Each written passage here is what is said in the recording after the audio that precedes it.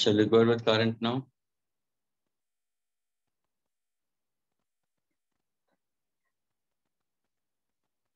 Yes, students, can we start with current electricity? Yes, sir. Fine. Now, please pay attention.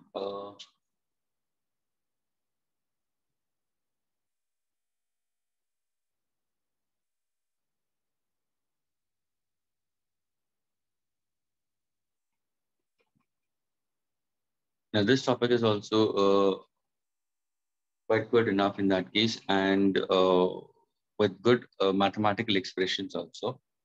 Okay, so we'll be doing this particular chapter, and I'll try to see to it that I'm going to connect 11th and 12th simultaneously. Okay, so if in case if we haven't gone through the 11th part of it, we'll be going through the 11th part of it also, and simultaneously we'll move with 12th also, the entire chapter. The way we did for electrostatics, वैसे ही हम इसके लिए भी करेंगे. Okay, so please don't take tension in that case. You'll be able to get it much more clearly. And secondly, see to that, I don't know about it, whether you're maintaining notes or not, but good enough that without my putting, I've already told you inside the classroom that you need to do problems on electrostatics.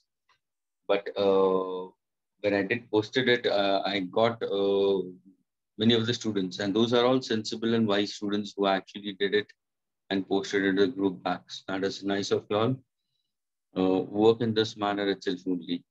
And see, scoring and not scoring depends on to how is your practice. That's very important, students. अगर तुम practice अगर नहीं है, so you might lose marks.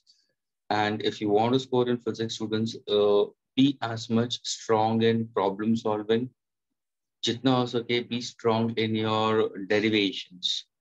Derivations को strong करो. Make your numericals part to be much more strong enough. Solved and unsolved problems दोनों textbook के solved और unsolved यही करना है. उसके beyond कहीं से भी कुछ नहीं करना students. Okay, and do derivations properly and learn definitions properly. Diagrams, definitions, derivations of physics, solve problems and unsolved problems. That's more than enough from your textbook to score. Whether you are an HSC student, whether you want to go for JEE, whether you want to go for CET, you will be scoring students better. और जब तुम problem solve करते हो उस time पे तुम्हें red dot डालना जरूरी है कि कौन से अच्छे प्रॉब्लम्स है. अगर सपोज इलेक्ट्रोस्टैटिक्स के सॉल्व और अनसॉल्व मिला के if you happen to consider कि मे बी अराउंड 25 30 न्यूमेरिकल्स हैं टोटल सॉल्व और अनसॉल्व मिला के अगर तुम देखोगे तो 30 में से या 35 में से तुम्हें कितने अच्छे यानी है करके तुम्हें आता है, लेकिन शायद प्रैक्टिस चाहिए. तो may be out of 30 problems you might come across 7 or 8 problems like that. और वो 7 to 8 प्रॉब्लम्स कंसिस्टेंसी में रखने जरूरी है. That is how if you do it, then I don't think so much problem will be there for you to work out. And maintain your notes. Formula is very important, and maintain your notes in that case. Same way with this particular chapter, current electricity students. Now, in the previous chapter, students, I told you about electrostatics. Electrostatics में हम लोग ने पढ़ा क्या? We are speaking about electric charges at rest, student. वहाँ पे हमने पढ़ा that is the charges are rest, and we studied about all the properties. All those properties associated with electric charges at rest, students. That means we learned about of electric field, electrostatic force, electric potential difference, work done with respect to unit positive charge, with respect to a dipole, the torque acting on a dipole. Lots of concepts we put forward regarding static electricity, students. अभी यहाँ पे हम static के बारे में बात नहीं कर रहे, यहाँ पे हम करंट के बारे में बात कर रहे हैं. तो स्टूडेंट्स व्हाट एग्जैक्टली करंट का मतलब? The word current stands for students motion. तो ये है मोशन ऑफ इलेक्ट्रिसिटी का मतलब electric charge.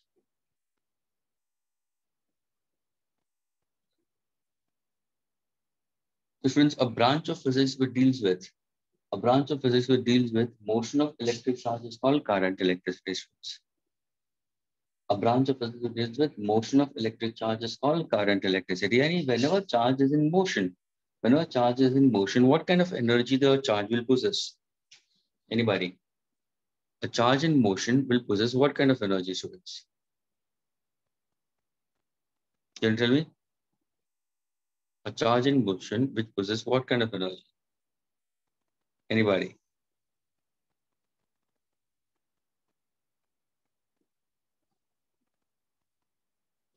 Of course, because of a kinetic energy. तो ये जो करंट इलेक्ट्रिसिटी का बात करते हैं, तो करंट इलेक्ट्रिसिटी को बोलते तो क्या बोलोगे? The kinetic energy associated with a moving charge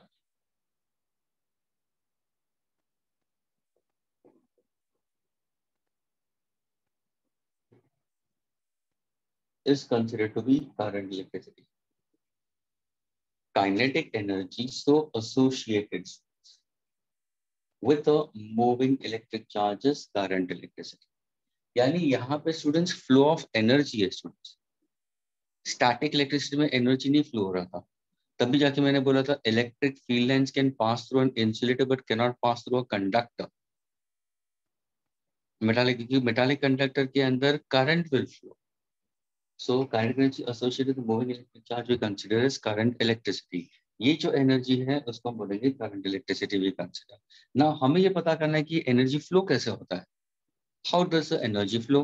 तो सिंपली अगर तुम कैपेसिटर का कंसेप्ट लेते हो जो हमने लास्ट टॉपिक में लिया था, तो अगर मैं कैपेसिटर लेता हूँ students, okay, when an earth uncharged conductor it is brought closer to a charged conductor, I get it?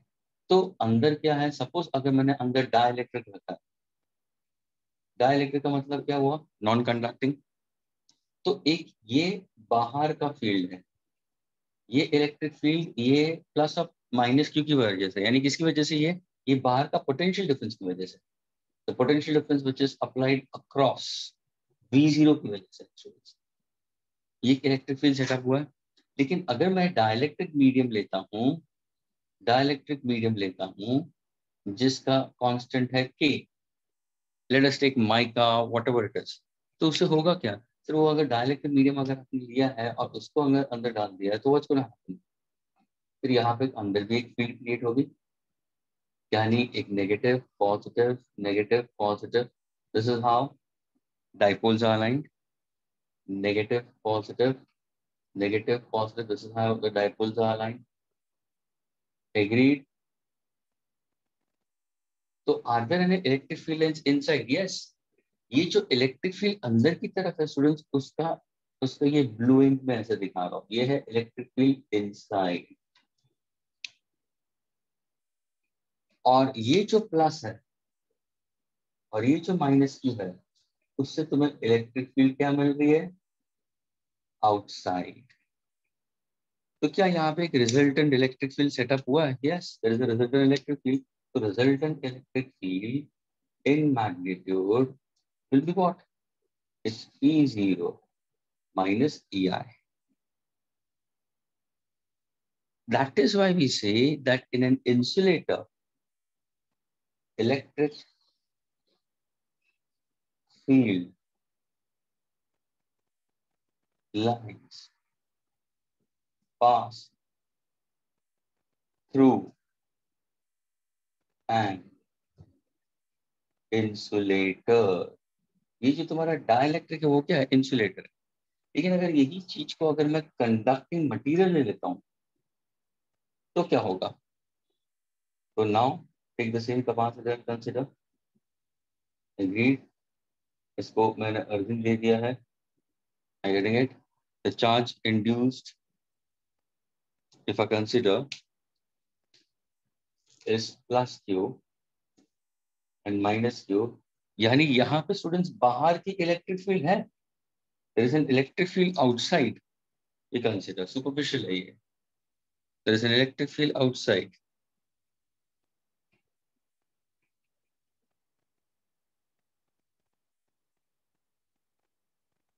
there is an electric field outside students we consider. लेकिन अंदर क्या है सर? अंदर अगर सपोज मैंने कॉपर वायर लिया है या कॉपर प्लेट लिया है तो होगा क्या?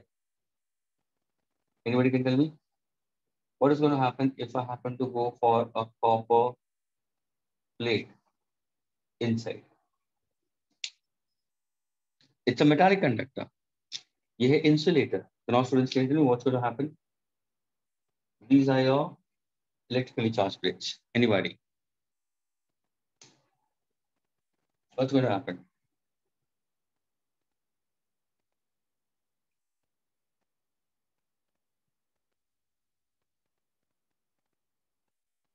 Yes, anyone?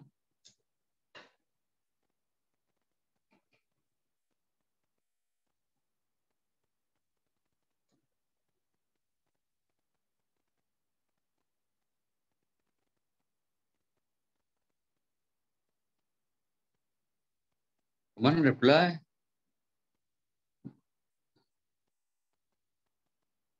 Yes, Gazafar, what about you? Nadeep, Chirag.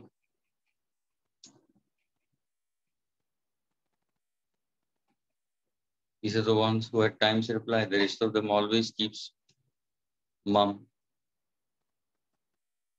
And Himanshu Pandey comes to his comfort. Yes, students, can you tell me what happens when I take a cup of tea? होगा क्या?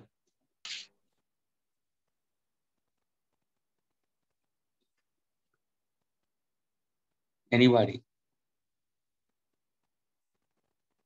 ये pure metallic conductor है students. So pure metallic conductors के अंदर dipoles नहीं होते. There is no induction. There is no induction, but there is conduction. यहाँ पे induction phenomena. Any the charge are induced we consider and that's the opposite charge is created nearby और वो हिसाब से फील्ड क्रिएट हो जाती है. लेकिन यहाँ पे इंडक्शन नहीं, यहाँ पे कंडक्शन होगा क्योंकि यहाँ पे फ्री इलेक्ट्रॉन्स की अवेलेबिलिटी है. स्टूडेंट्स, कॉपर प्लेट के अंदर देयर आर फ्री इलेक्ट्रॉन्स. तो होगा क्या? जैसे ये नेगेटिव होगा तो यहाँ की जो प्लेट की जो नेगेटिव इलेक्ट्रॉन्स होंगे क्या होंगे? ये जो negative electrons will start drifting.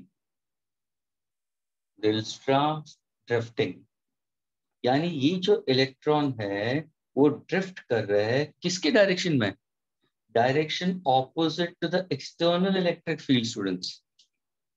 The motion of electrons from the copper plate, ध्यान से सुनना, are moving from negative terminal to positive terminal, but are they going in the direction of electric field or opposite to the electric field? Move opposite to the electric field. ये electric field कौन सी है? Electric field set up by the plate. लेकिन ये बाहर की तरफ है. अंदर इलेक्ट्रॉन्स मोशन में है. हम बोलते हैं इलेक्ट्रॉन्स ड्रिफ्ट हो रहे हैं. ड्रिफ्ट का मतलब दे आर इन मोशन. अगर ये ड्रिफ्ट होता है दैट मींस अगर वो मोशन में है तो क्या होगा? सर उनको कुछ काइनेटिक एनर्जी होगी और ये जो काइनेटिक एनर्जी सो कंसीडर करते हो with a moving charge is called current electricity. So electrons को मूव करने के लिए I need to have an electric field. Electric field कौन प्रोवाइड करता है? Electric potential difference. Without potential difference, charge cannot flow. Is this clear, all of you all? Yes, sir. Okay. Yash. Yash, can you unmute yourself? What is the time you entered inside? Yash, what is the time you entered inside? Can you unmute yourself? Himanshu, what time did you enter inside? The others are full in order to come in early. Yash and Himanshu. You all are too smart enough or what? You all are very smart. Himanshu Pandey and Yash. तुम अपनी फुर्सत से आओगे. So whenever you feel comfortable, you enter inside. Whenever you feel comfortable, you leave out.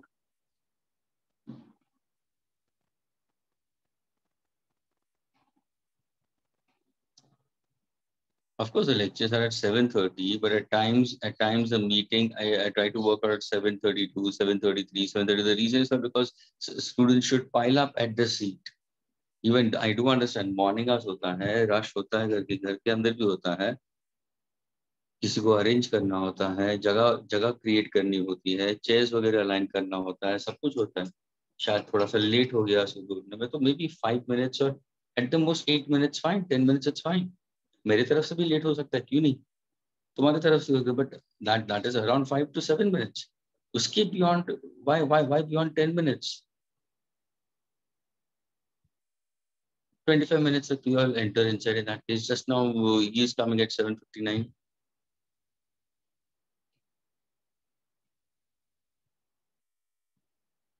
ऊपर से problems तो करने हैं नहीं। यश, प्रॉब्लम्स किए तुमने इलेक्ट्रोस्टैटिक से? हाँ Himanshu, Himanshu have you done problems?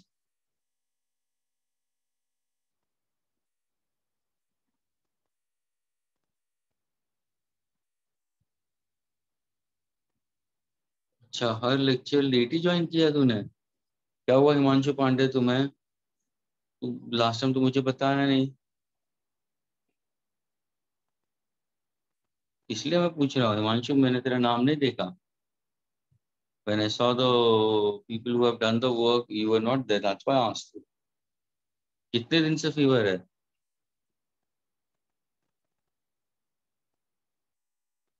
Viral infection तो नहीं हो गया?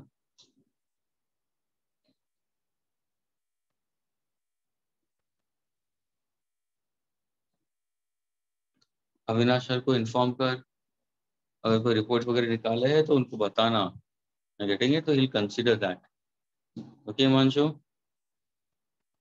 अगर कोई रिपोर्ट वगैरह निकाला है लेटेस्ट में 1 वीक पहले का या ये 3-4 दिन पहले, तो उनको दे देना, तो he'll understand it, तो अलाउ करेंगे। Okay, and what about Yash? What about you, Yash?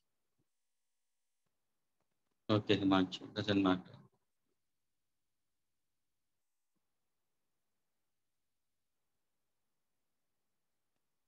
Yash, what about you, Yash? Why are you so early in the meeting? Yash, 11th 28, can you unmute Yash? Homework किया है अभी? Now if I start asking questions to these people, those who entered 27, उसमें से if I see the number of students who have done it, I am just able to see there are hardly 10 students, 10 to 12 students, not much. More than 50% of the students haven't done the homework. अगर मैं अभी नाम read करना शुरू करूँगा, I'll come to know about it. Because I can't remember much names, few names, so I remember it because those are quite often who answers also into the lectures or who replies.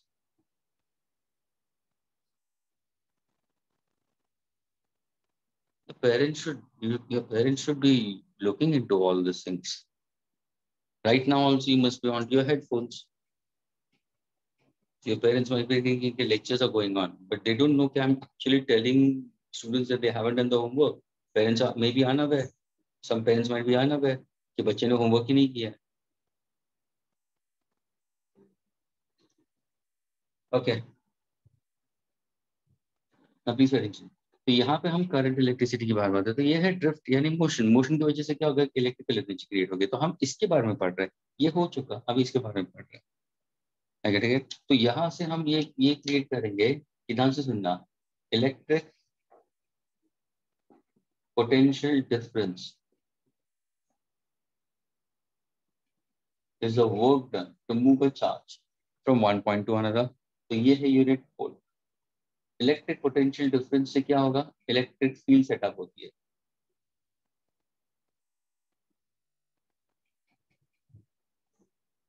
Okay, is setup कहाँ पे, around the conductor. Which conductor? Pure metallic conductor. ठीक है, ये जो around का मतलब क्या हो सकता है, ठीक है, thus causes electrons to drift in the direction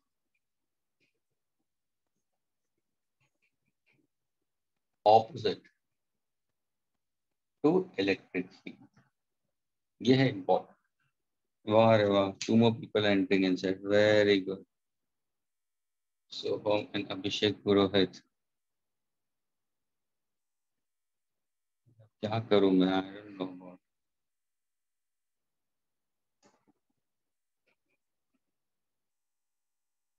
Rest of the students, what should I do? Soham and Purohit, लू की नहीं लू उनको?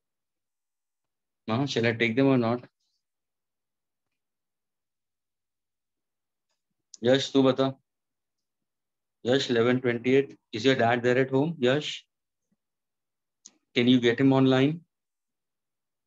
वीडियो ऑन कर सकते हो यश?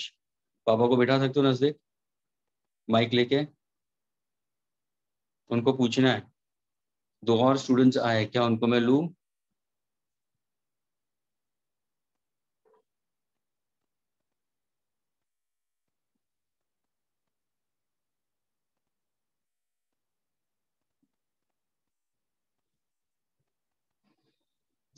When I can take you all, why can't I shouldn't take them? तुम लोग को आधे घंटे के बाद मैं ले सकता हूँ, तो उनको क्यों नहीं? तभी जाके all teachers are getting frustrated onto you all. That's why you're saying we are in the waiting room, we are in the waiting room, and the people is, and this is only for the board lectures, board people, and that also TP Bhatia students के अंदर ये problem आ रही है. The rest, when we are in the other groups, nothing is happening. No such comments have been put forward by the teachers that you are entering late into the lectures. Okay, so electric potential difference is a work done to move a charge from one point to another. Electrical intensity एक setup होती है, उसकी वजह से क्या होगा? Electron shift होता है in the direction opposite to the electric field. तो इससे हमें मिला क्या मिलेगा? Very good. Nupur is also entering inside. उससे हमें क्या मिलता है? स्टूडेंट्स ध्यान से सुनना. That electric potential difference, ये है cause, and electric current, ये बन जाएगा effect. यानी what is the cause for the current? We consider cause for electric current is electric potential difference. Is that clear? So now when I speak about with respect to your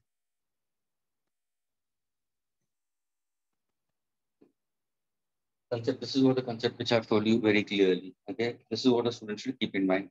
Now when I give you your flow of energy, the energy flow hoti hai from where to where? It's always from higher level to lower level. Again, that's how the flow of energy takes place, students. ये भी एक flow of current. Flow of current is also flow of energy. It flows from higher level to lower level. Nupur, are you there, Nupur? Very good. Nupur, Rahul. These are all without mic. Nupur, can you chat?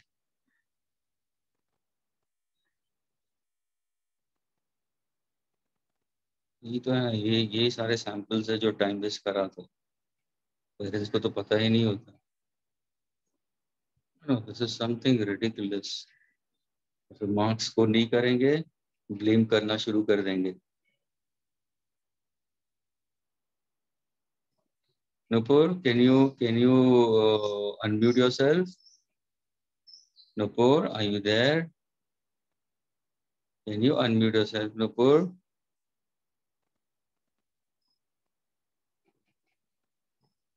So can you unmute? I want to speak to you, my dear. Nupur, are you there? Unmute करोगे?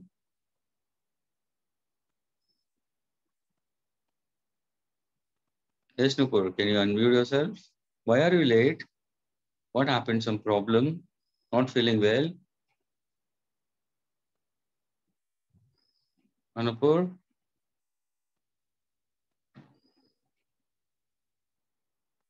Nupur, why are you late in the lectures? Not feeling well? Others are full. I told them to come with you. Achha, Nupur, you can't hear me. Then how did you post it? Yes, sir, earlier? Nupur?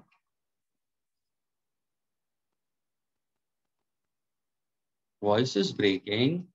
तो ऐसा करते हैं ना, will join the, एक फेविक्विक है, फेविस्टिक है घर में. नुपुर, फेविस्टिक है, फेविक्विक है, तो हम वॉइस को ज्वाइन कर देते हैं. तू तेरे घर से शुरू कर, मैं यहाँ से शुरू करता हूँ. ओके? मैं भी फेविस्टिक को फेविक्विक लेके ऐसे चिपकाना शुरू कर देता हूँ। Nupur, is your dad or mom is there at home? Can I speak to them? This is not the first time you're coming in late. Did you do the work? Did you do the homework? Electrostatics के problems किए हैं?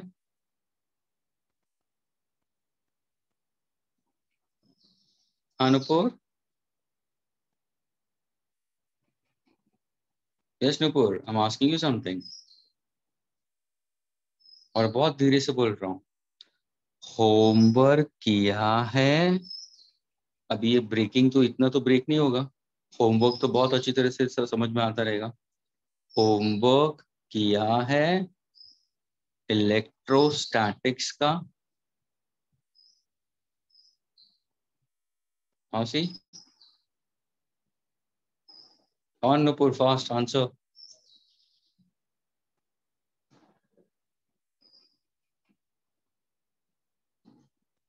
This is the problem with the students. Students, you all are not doing anything else. Here comes Nupur again. Very good. Nupur is coming with another device. I'm happy. Yes, Nupur. Now can you hear me, Nupur?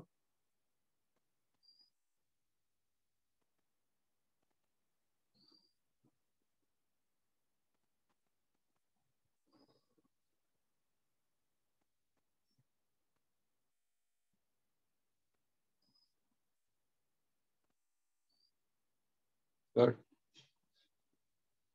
See, I have nothing to do, students. I'm telling you very clearly, you are not fooling IIT and HUBs. Take it from me, you're not fooling IIT and HUBs. On a serious note, and those parents who are listening to me, please, it's a request from me to you all. Keep an eye onto your kids. Keep an eye onto your kids. Don't just let them get along with it. Okay? And with folded hands to the parents, I'm telling it. You're not fooling IIT and HUBs. You're not fooling me. Students, you're fooling your own people. You're fooling your own parents. Okay? That's the bottom line I can say. Nothing else I can say. Okay. तो ये तुम्हारा concept है electric current effect है और potential difference is a cause for the current flows. Now when I speak about a simple basic formulas अगर मैं देखता हूँ तो सबसे पहले हम लोग ने Q लिया था, Q is equal to plus or minus any था, तो यहाँ पे भी हमें काम में आएगा. The charge flowing through a given cross section of a conductor, यानी अगर मैं कोई कंडक्टर लूंगा, यानी मैं वायर के बारे में बात कर रहा हूँ, तो अगर मैं बोलूंगा कि इलेक्ट्रॉन्स फ्लो हो रहा है, इलेक्ट्रॉन्स फ्लो हो रहा है, तो electrons are flowing through the area of this cross section. Is that clear? Very good Himanshu. लेकिन ध्यान रख, तबीयत थोड़ी सी ध्यान रख. और हमेशा हिमांशु देखो, कभी भी ऐसा कुछ भी होता है ना स्टूडेंट, देखो जैसे हिमांशु का जेन्युइन प्रॉब्लम अगर है तो इन्फॉर्म करके रखो ना पहले से. अविनाश सर को इन्फॉर्म करो या एक दफे जब भी तुम पहले कोई लेक्चर में अटेंड करते हो, see one thing, this is simple enough. किसी को बोलने का चांस क्यों देते हो यार तुम? तो हिमांशु, पहले अगर तूने पहले भी तो लेक्चर अटेंड किया, भले लेट अटेंड किया, तो वहाँ पे पोस्ट कर देना चाहिए था कि sir I've fallen sick, already the reports or something of it, that's what has been sent. It doesn't matter, I've fallen sick. तो पहले से मुझे पता है, तो मालूम है कि यार you are not well. Are you getting it? And you are not well since for a week you are saying it, Himanshu. Okay, तो अभी ध्यान रख. और ये फीवर इतना लंबा चलना नहीं चाहिए हिमांशु, ये भी ध्यान में रख. Please try to go for a good doctor and try to finish it off. Take care of your health. And students, all of you will take care of your health. Please avoid going outside. No having outside stuff. बाहर का खाना बंद करो अगर खाते हो तो. घर का ही खाना खाओ. Getting it, things are really bad. You are not vaccinated. All of you are not vaccinated. So please do take care.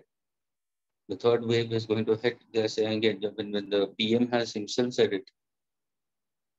25th August के बाद में, last week of August के अंदर, we'll find out the effect of that. And that is going to hit the kids more because they're not vaccinated. So do take care, students. Avoid doing any kind of silly acts.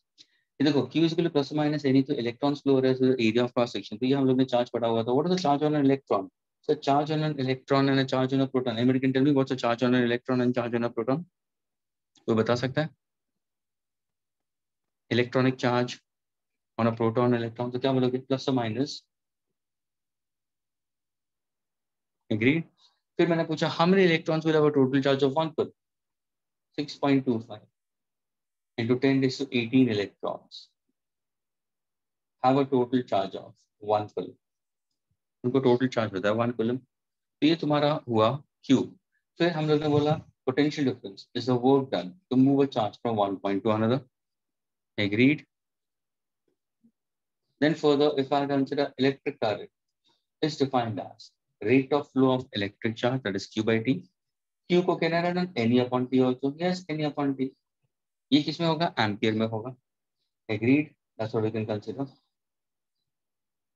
So these are the two. Now suppose अगर मैंने एक simple question पूछा कि अगर मुझे potential difference measure करना है students और मुझे electric current measure करना है जो एम्पियर में होता है, तो मुझे ये स्टूडेंट्स बताओ पोटेंशियल डिफरेंस मेजर करने के लिए कौन सा इंस्ट्रूमेंट चाहिए? Which instrument is used to measure potential difference?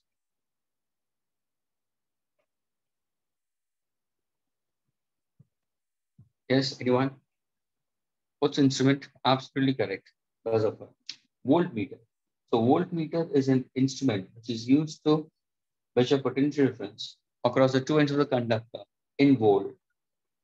Ammeter is an electric instrument to measure current flowing through the conductor in ampere. अभी मुझे ये बताओ वोल्ट मीटर कैसे कनेक्ट करते हो सर्किट में और एम मीटर कैसे कनेक्ट करते हो और क्यों? रीजन क्या है? क्या कोई बता सकता है? वोल्ट मीटर कैसे कनेक्ट करते हो और एम मीटर कैसे कनेक्ट करते हो इलेक्ट्रिक सर्किट में, और उसका रीजन भी बताना है क्यों ऐसे कनेक्ट करते हो. क्या होता अगर मैंने उल्टा कर दिया तो? समझ में आया question students? Yes, anyone can tell me in an electric circuit voltmeter कहाँ पे कनेक्ट करते हो, एम मीटर कहाँ पे कनेक्ट करते हो?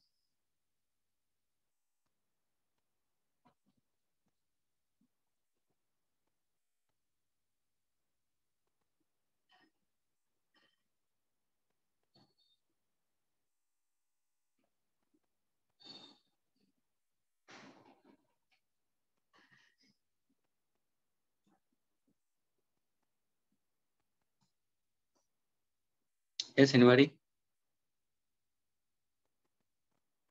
One fast. In an electric circuit, where exactly going to connect voltmeter? Yes, Gazafar. Chirag, answer. Nupur has stopped answering.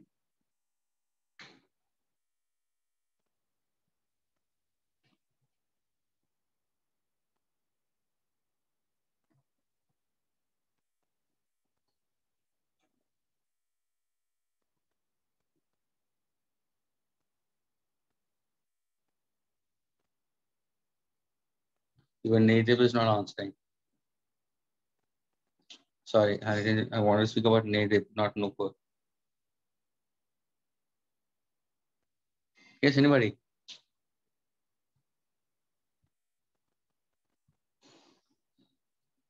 Very good. Malav Joshi is answering. Very good, Malav. So that's parallel. Prerna is answering. Very good. Voltmeter is connected, parallel ammeter is connected in series. Very good, Siddharth. Very good, Gazafar. अभी मुझे बताओ अगर मैंने interchange कर दिया होता तो क्या होता?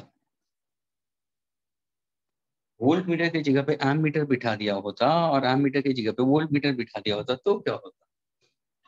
क्या कोई अनम्यूट होके मुझे बता सकता है? तो करंट हाफ हो जाता, half. Can you unmute? See, one thing when you're posting answers, you're giving answers to me. Try to give it the answer to the class also. Such kind of questions, जहाँ पे conceptual question है, तो उसके answers you can give it to the entire class also.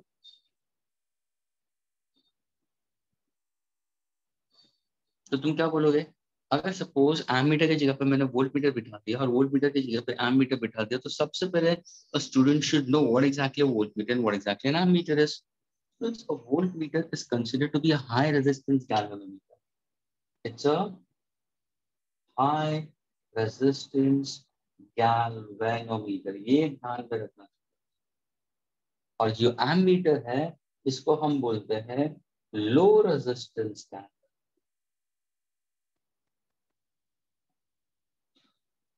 Students, सबसे पहला instrument which was put forward, discovered was a galvanometer. ये galvanometer क्या मालूम है? ये current measuring instruments नहीं है, current detecting instrument है. सबसे शायद बहुत जन ने ये पढ़ा होगा 10th में. इलेक्ट्रोमैग्नेटिज्म के अंदर गैल्वेनोमीटर तुम्हारे पढ़ा होगा, ओयस्टर्स एक्सपेरिमेंट में शायद पढ़ा होगा। कंपास नीडल रखा था, वो कंपास नीडल डिफ्लेक्ट होता है, या गैल्वेनोमीटर को तुम कनेक्ट करोगे तो गैल्वेनोमीटर के अंदर नीडल डिफ्लेक्ट होगा। यानी अगर करंट फ्लो होगा तो गैल्वेनोमीटर के अंदर डिफ्लेक्शन होगा, करंट फ्लो नहीं होगा तो गैल्वेनोमीटर के अंदर डिफ्लेक्शन नहीं होगा। Galvanometer students was a highly sensitive device. अगर छोटा सा भी करंट जाता था ना कंडक्टिंग वायर के अंदर, वो लार्ज स्केल डिफ्लेक्शन दिखाता है, इसलिए उसको सेंसिटिव डिवाइस बोलता है। तो सबसे पहले जो इंस्ट्रूमेंट इन्वेंट किया था फिजिसिस्ट ने वो गैल्वेनोमीटर था। गैल्वेनोमीटर से हमें दो इंस्ट्रूमेंट्स मिलते हैं, एक होता है एमीटर, दूसरा है वोल्ट मीटर। इसलिए एमीटर का दूसरा नाम, ये स्टूडेंट्स मल्टीपल चॉइस क्वेश्चन के लिए ध्यान में रखना, ये एमसीक्यूज में पूछता है। एमीटर का दूसरा नाम है स्टूडेंट्स अ लो रेजिस्टेंस गैल्वेनोमीटर, और वोल्ट मीटर का दूसरा नाम है हाई रेजिस्टेंस गैल्वेनोमीटर। अभी देखो नाम से ही पता चल गया, अगर एमीटर का रेजिस्टेंस लो है स्टूडेंट्स, एमीटर का रेजिस्टेंस लो है तो उसमें से मैक्सिमम करंट फ्लो होगा। फेयर इनफ, वो चाहिए मुझे। यानी अगर सपोज मेरा ये बल्ब है, suppose if I consider this is the bulb, मैंने एमीटर यहाँ पे कनेक्ट कर दिया, ये मेरा सोर्स है और ये वोल्ट मीटर है।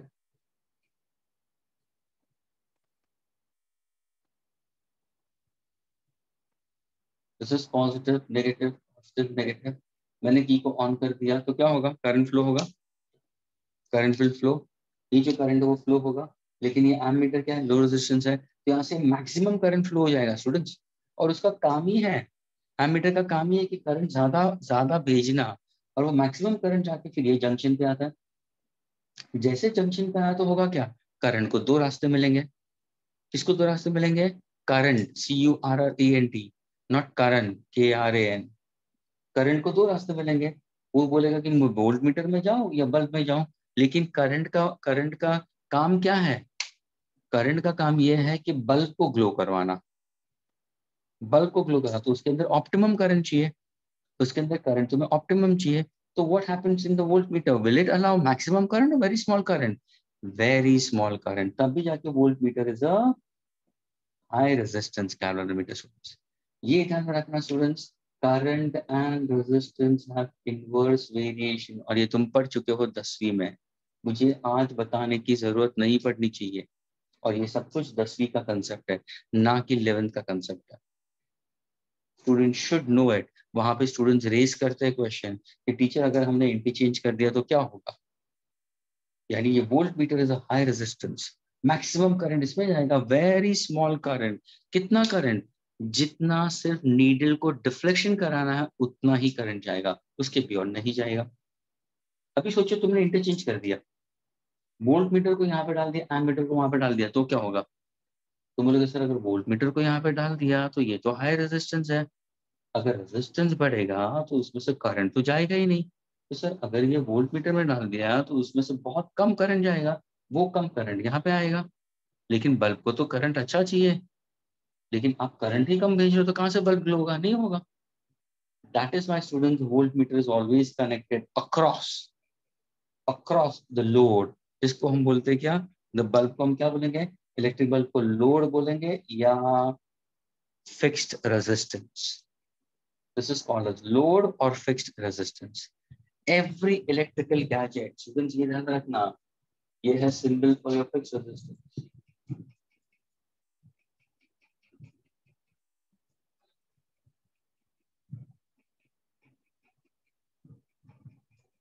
Ohm is a unit. Every electrical gadget at your home, students, is considered to be as a fixed resistance. एक फिक्स रेजिस्टेंस है, उसको एक ऑप्टिमम करंट चाहिए। कोई भी डिवाइस तुम तुम्हारे घर के अंदर ले लो, उसके अंदर एक ऑप्टिमम करंट चाहिए। करंट अगर लिमिट से ज्यादा भेज दिया तो ओवरलोडिंग से the device can get spoiled, या उसको ऑप्टिमम लेवल से करंट कम भेजा तो वो डिवाइस शुरू ही नहीं होगा, will not work at all. It needs an optimum current for it. तो हमेशा ध्यान में रखना, कभी भी कोई ऐसा ये जिगजैग लाइन वाला डायग्राम दिखाता है, कुछ इसमें फिजिट नहीं किया हुआ है, तो वो क्या है, fix resistance. Fix resistance, fixed current in that case. Getting it? So a load or a fixed bulb is also considered to be as a fixed resistance. हमारा पर्पस ये है कि बल्ब को ग्लो करवाना। ये तो सिर्फ करंट मेजरिंग इंस्ट्रूमेंट है और ये वोल्टेज मेजरिंग है, उसको मेजर करना है वोल्टेज, इसलिए हमें बहुत कम करंट चाहिए उसमें। Is this much clear to all of you now?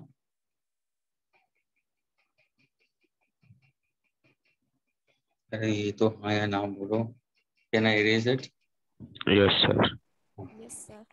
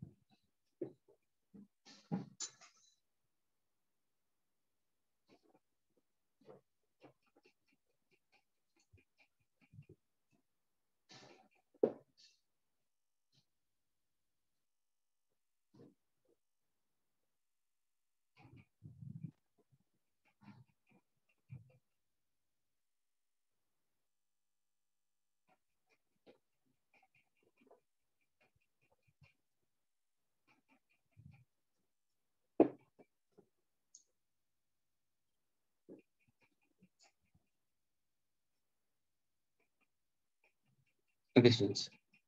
Now let's move further ahead. So these are the basic things which you need to know about it. Next comes your conversion. Do keep in mind about the conversion. I didn't write it over there. लेकिन ये ध्यान में रखना conversion.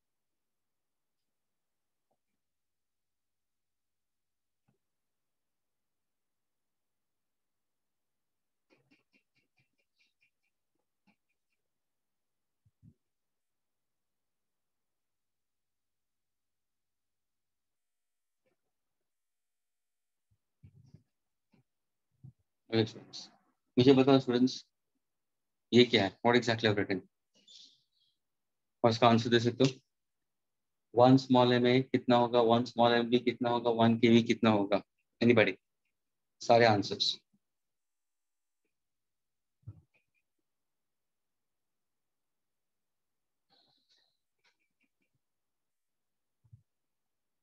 Yes, anyone?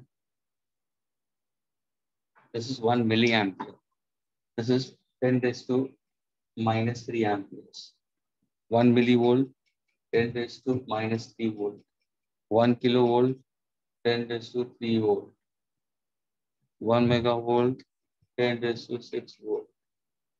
1 mega ohm, 10 raised to 6 ohm. 1 kilo ohm, students, 10 raised to 3 ohms.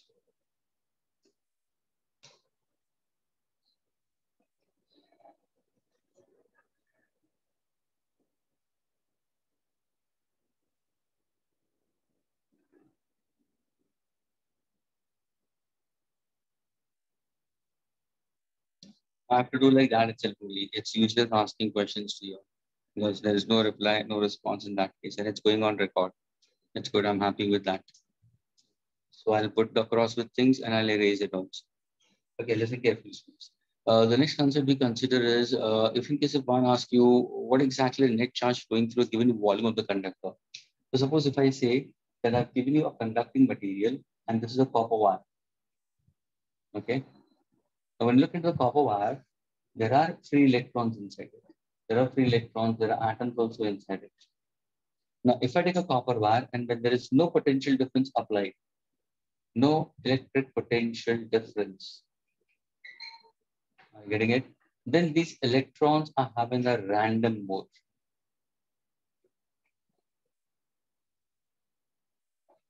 They're having a random motion. That means they move in any possible direction with different velocities. And उनका random motion इतना हो सकता है कि it can reach to a positive 10 to 6 meter per second. That's how it can consider. ये है इसका cross section. Because every wire is a form of a cylinder. ये उसका area of cross section pi r square. ये electrons random move होता है.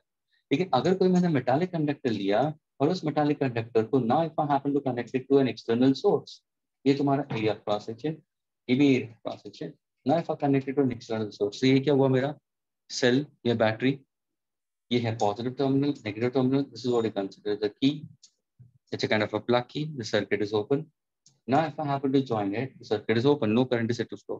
जैसे मैंने सर्किट को क्लोज किया, क्या हुआ? एक इलेक्ट्रिक फील्ड सेटअप हुई. और ये कौन सा इलेक्ट्रिक फील्ड? हमेशा आउटसाइड द कंडक्टर होता है, because in a metallic conductor, ये कॉपर वायर है, ये कॉपर वायर है. In a metallic conductor students, electric field cannot pass inside the conductor. There's no electric field lines inside the conductor. It's superficially considered. तो ये and positive है, ये and negative है. तो जैसे मैंने सोचा क्या होगा, क्या इलेक्ट्रॉन्स, जो तुम लोग ने पढ़ा है लो स्टार्ट होता है, इलेक्ट्रॉन्स का ड्रिफ्ट नेगेटिव टू पॉजिटिव होता है. लेकिन हम जो करंट बताते हैं वो कौन सा होता है? वो हम बताते हैं conventional electric current. Conventional electric current जो कि किसका डायरेक्शन है? ये जो कन्वेंशनल इलेक्ट्रिक करंट जो आई में दिखा रहा हूँ वो किसका है? The direction of electric field. Electric field positive negative जा रहा है, electrons move from negative to positive.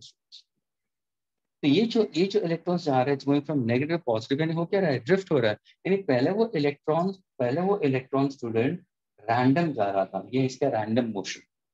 Everybody please listen carefully. This is what I call as random motion.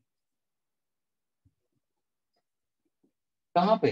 In a metallic conductor. ये area of cross section है, ये metallic conductor है, ये area of cross section है. Random जा रहा है electron. अभी मैंने इसी डायग्राम को मैंने बड़ा दिखा दिया. ये जो इलेक्ट्रॉन है वो रैंडम जा रहा था. लेकिन जैसे हमने इलेक्ट्रिक फील्ड सेटअप की, different case if I have to consider electric field due to potential difference in that case, तो हुआ क्या? एक इलेक्ट्रिक फील्ड सेटअप हुई. तो ये जो इलेक्ट्रॉन रैंडम जा रहा था स्टूडेंट्स, अभी क्या होगा? वो अपना डायरेक्शन अलाइन कर देगा.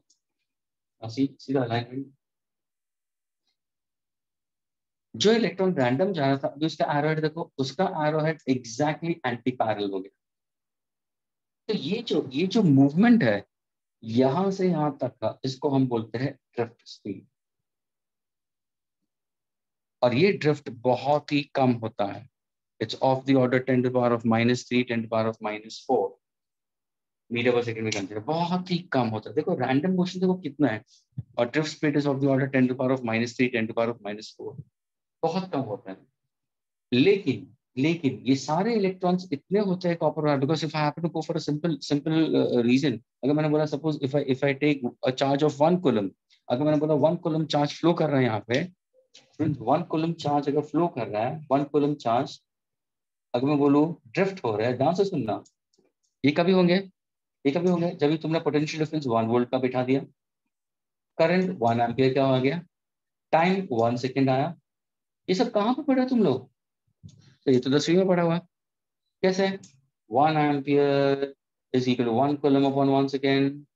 1 volt is equal to 1 joule upon, 1 coulomb. So देखो, when a potential difference of 1 volt is applied, I get how much is the charge flowing? 1 coulomb. And in 1 coulomb, what is the current flowing? 1 ampere. For how much time? 1 second. What is the number of electrons are flowing? बता चुका हूं मैं. तो ये जितने भी electrons है जो पहले रैंडम हो रहे थे, because of the potential difference सारे ड्रिफ्ट होंगे. और ये जो ड्रिफ्ट होना है, see the number of electrons 10⁻+18. It's a huge number of electrons. ये सारे इलेक्ट्रॉन्स एक साथ में ड्रिफ्ट होंगे. And when they drift what happens? They transfer their energy. They transfer their energy from one to the other, and that's how the energy propagates in the forward direction. And that energy moves with a very high speed. Hence, तुम switch on करते हो तो तुरंत light शुरू होती है. Switch on करते हो तो तुरंत फैन शुरू हो जाता है. स्विच ऑन करते हो तो तुरंत तुम्हारा सेलफोन जो चार्ज होता है. कितना सेलफोन यूज करते हो, कितना पढ़ाई करते हो तुम लोग, है ना? सबसे ज्यादा पढ़ाई तुम लोग ही करते हो. बार बार सेलफोन को रिचार्ज करना पड़ता है. पापा का लगा हुआ रहता है, उनको भी निकाल दोगे, हमारा रिचार्ज करने दो, मेरे लेक्चर्स हैं. और लेक्चर्स में माइक ऑन नहीं करोगे, डिले करोगे, होमवर्क करना नहीं है, फिर भी पापा का चार्जर निकाल दोगे, हमारा खुद का चार्जर डाल दोगे, जिससे बहुत बड़ा काम हो रहा है. तो ये सारी चीजें हैं. देखो इसको हम बोलते हैं ड्रिफ्ट कंसीडर. तो ये जो मूवमेंट है इसको बोलते हैं drift speed, and that is very small. जैसे वो इलेक्ट्रॉन मूव करेगा क्या होगा? ये होगा current. So now if I happen to ask you students, what is the net charge? What is the net charge? अगर मैंने पूछा what is the net charge flowing through the given volume of the conductor? ये पूरा volume of the conductor हुआ. तो ये हुआ area, ये हुआ length, What exactly a net charge? So the net charge flowing through the volume of the conductor is what? Q na le. How do students remember? Q na le. And this answer is in Coulomb. Q, how to remember? Na le. What does N stands for? Number of charges. A का मतलब क्या? Area of cross section of the conductor. Yes. What happened? Somebody said something. What does L stands for? Length of the conducting wire. What does E stands for? Electronic charge, which I said it. And how much is this? E is equal to 1.6 into 10 raised to minus 19 coulomb. So see how to remember this. पहले मैंने क्या बोला था? Q is equal to plus or minus any. Students, ये मैं बता चुका था. ये किसके लिए था? Only flowing through the cross sectional area.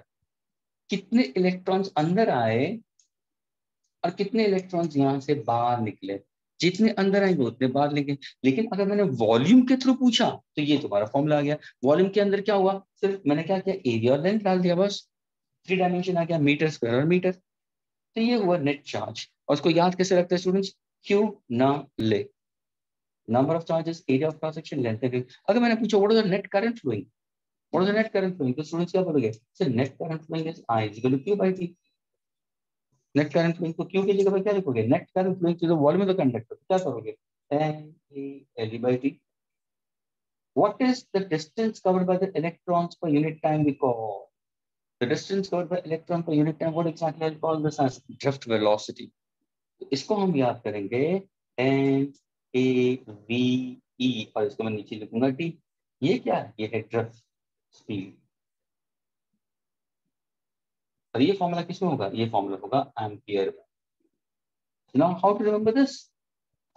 Current is equal to नावी. नावी वो होता है ना रोड साइड के ऊपर शेप करने वाले, या बाबर, मतलब रोड साइड हो या रिचुअल्स के लिए, जो एक शेप के लिए 500 रुपए लेता है, वो भी, उसको भी हम नावी बोलते हैं. तो नावी in that case in Hindi. So this is how students can remember.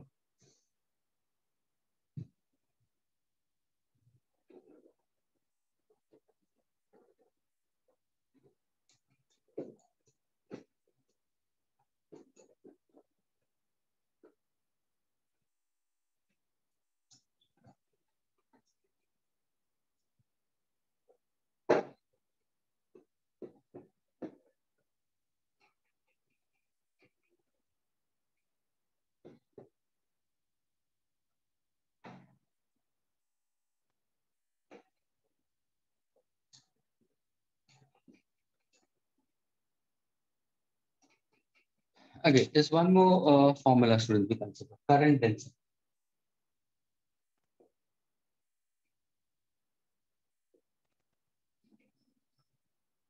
Current density is the G bar we consider. Current density students is simply considers current per unit area. You can consider the area vector also you can consider. So current density simply consider current per unit area we take it. And its unit we consider is ampere meter square inverse we take it. Then ये क्या है? It's the total charge flowing through a given cross section of a conductor, and a total current flowing per unit area. Total current flowing per unit area of a given cross section of a conductor is called current density. ये ध्यान में रखें. यानी कोई भी अगर conducting wire सही होगा, तो what happens? The current density is maximum in that case, and that depends on the metallic conductor. ये metallic conductor. दूसरा, सपोज अगर मैंने इलेक्ट्रॉन को मूव करा रहा हूँ, ध्यान से सुनना. If I making an electron to move in the direction opposite to the electric field, जो पॉजिटिव टू नेगेटिव तरफ जा रही है, तो कहने से there is a force due to electrostatic act हो रहा है. सबको पता है, हमने पढ़ा हुआ E is equal to F by Q. Q की जगह पे मैंने E डाल दिया. तो actually F is equal to E into E. अगर किसी ने पूछा what is the acceleration possessed by the electron, what is the acceleration possessed by the electron, तो फोर्स को कैसे लिखोगे? Mass of electron into acceleration, which is equal to E into E. What's the formula for acceleration? E by m. ये भी और एक mathematical relation हुआ. यानी what is the acceleration possessed by an electron due to the external electric field? कहाँ पे? In a copper wire. तो क्या आंसर होगा? E upon m. ये E का मतलब क्या हुआ? ये external electric field. ये small e का मतलब क्या हुआ? Electric charge. M का मतलब क्या है? Mass. And this also I told you, E by m. अगर मैं इलेक्ट्रॉन के बारे में बात करता हूँ स्टूडेंट्स, तो इसको हम बोलते हैं specific charge. Students, E by m is actually called a specific charge of an electron. और ये constant value है. It's a ratio of what? 1.6 into 10 raised to minus 19 coulomb to 9.1 into 10 raised to minus 31 kilogram, जिसको मैं लिख सकता हूँ 1.76 into 10 raised to 11 coulomb kilogram inverse. तो जब भी तुम प्रॉब्लम सॉल्व करो स्टूडेंट्स इलेक्ट्रॉन के बारे में, या आगे भी कभी केमिस्ट्री के चैप्टर्स करोगे जहाँ पे एटॉमिक स्ट्रक्चर होगा, या तुम फिजिक्स में एटम्स, मॉलिक्यूल्स एंड न्यूक्लियर करते हो, या इलेक्ट्रॉन्स एंड फोटॉन्स का चैप्टर करते हो, तो ये बहुत दफे यूज होगा. अगर किसी ने पूछा what is actually the ratio of E by m, specific charge of an electron, ये होगा. बीटा पार्टिकल, वो भी यही होगा. Getting it? Negatively charged particle we consider, beta particle we consider, that's a stream of electrons. So it's a ratio of E by m, 1.76 into 10 raised to 11 coulomb per kilogram we consider. जब भी electrons move होते हैं, drift होते हैं, ध्यान से सुना, whenever the electrons drift, are you getting it? In a copper wire, they move in the direction opposite electric field. During the drift, they do collide with other electrons also, as well as the atoms. So the time between two successive collision is small t, जो तुम्हारी books में लिखा होगा tau. अगर किसी ने पूछा what is the average time of collision between we consider, तो कैसे निकालोगे? एवरेज टाइम निकालना है तो सिंपल, तुम बोलोगे सर हमें एक्सेलरेशन मालूम है. एक्सेलरेशन का फॉर्मूला क्या है? Sir rate of change of velocity with respect to time. देखो ये क्या है? एक्सेलरेशन किसका? तुम्हारा, मेरा, इलेक्ट्रॉन का. सर इलेक्ट्रॉन का. ये क्या है? Sir drift velocity of electron. ये क्या है? तुम्हारा एवरेज टाइम. तो एवरेज टाइम का अगर किसी ने फॉर्मूला पूछा है तो आंसर क्या होगा? Drift speed upon acceleration. Drift speed upon acceleration. Drift speed, yes sir, drift speed का तो फॉर्मूला मुझे मालूम है. I can write in terms of it, because I can write on I is equal to what? Current is equal to what? मैंने क्या बोला था? नावी. तो मैं ड्रिफ्ट स्पीड का भी फॉर्मूला यहाँ पे डाल सकता हूँ. व्हाट एग्जैक्टली ड्रिफ्ट स्पीड का formula? Sir current upon n into a into e. ये क्या है? एक्सेलरेशन. एक्सेलरेशन का फॉर्मूला क्या है? e इंटू e, तो e स्क्वायर होगा और ये m ऊपर चला जाएगा. What is current upon area students? What is current upon area? Current density. तो कहने से ना answer will be j n e square into capital E. ये हुआ तुम्हारा एवरेज टाइम. स्टूडेंट्स अभी 11th स्टैंडर्ड के टेक्स्ट बुक खोल के बैठोगा ना, तो ये फॉर्मूला लिखा हुआ है वहां. What did I tell you about? First of all, I told you current density is current per unit area. Okay, the total current flowing through a given cross section of a conductor. Where electrons are moving, okay, in the direction opposite electric field. Suppose there is a force due to electrostatic acting onto it. Acceleration possessed by the electron is this. जहाँ पे E by m अगर मुझे आता है तो directly मैं value डाल सकता हूँ 1.76, यानी कांस्टेंट वैल्यूज है जो हमेशा याद रखनी है. फिर मैंने बोला what is the time between successive collision when they move. तो I can get the time we consider drift speed upon acceleration. Drift speed का फॉर्मूला डाल दिया, एक्सेलरेशन का फॉर्मूला डाल दिया, and here comes Manasvi Shinde. Welcome Manasvi Shinde. Manasvi Shinde, very very welcome.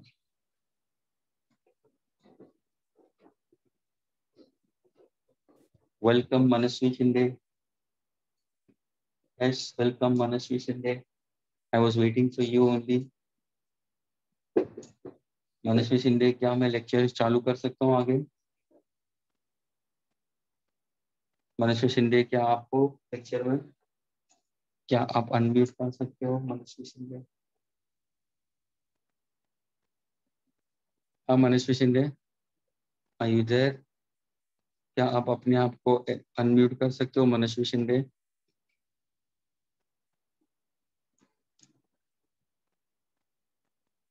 हाँ Manasvi Shinde, can you unmute yourself?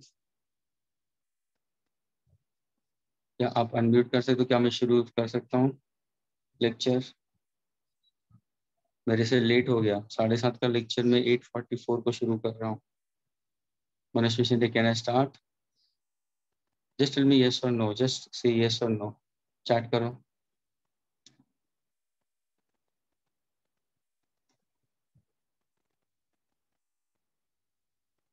And I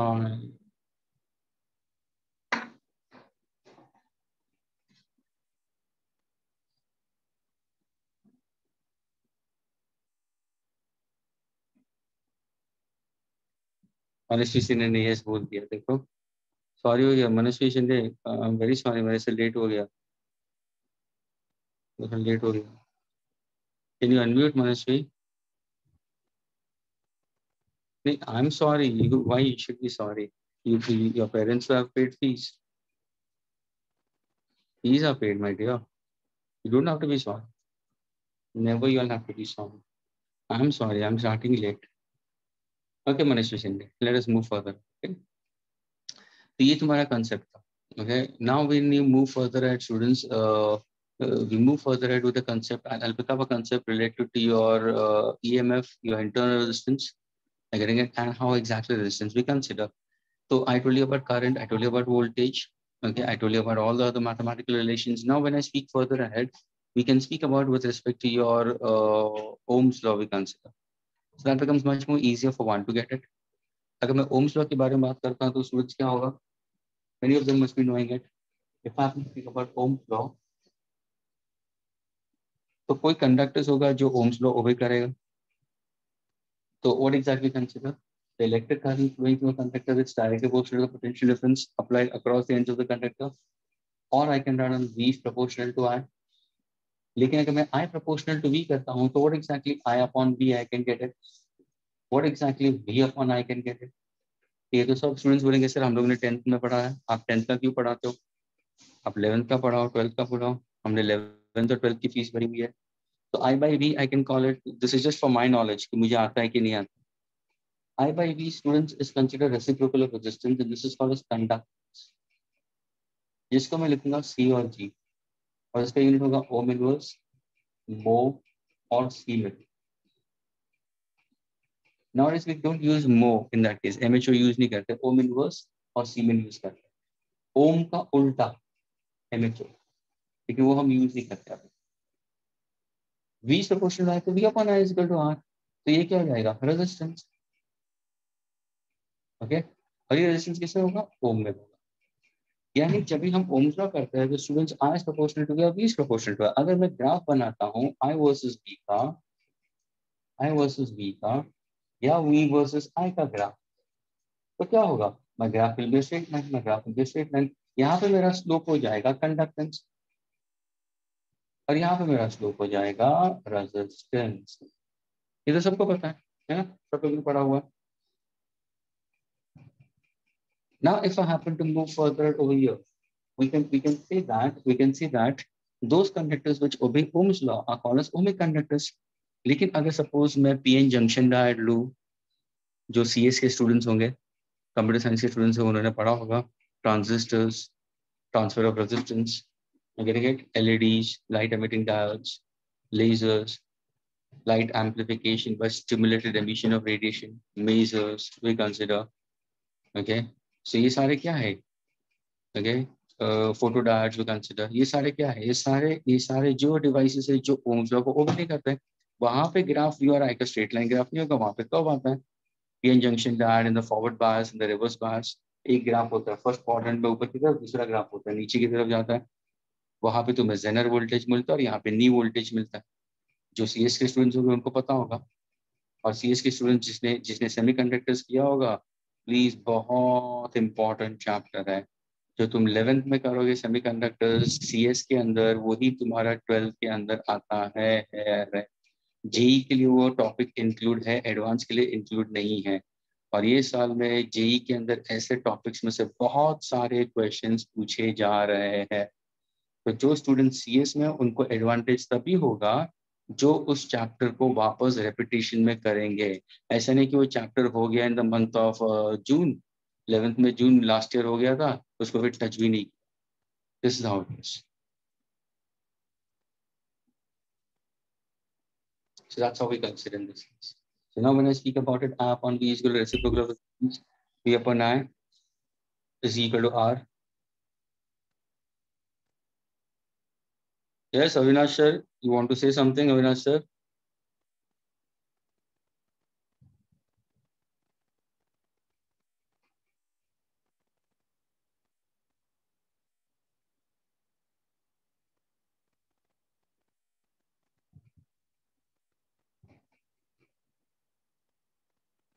Okay.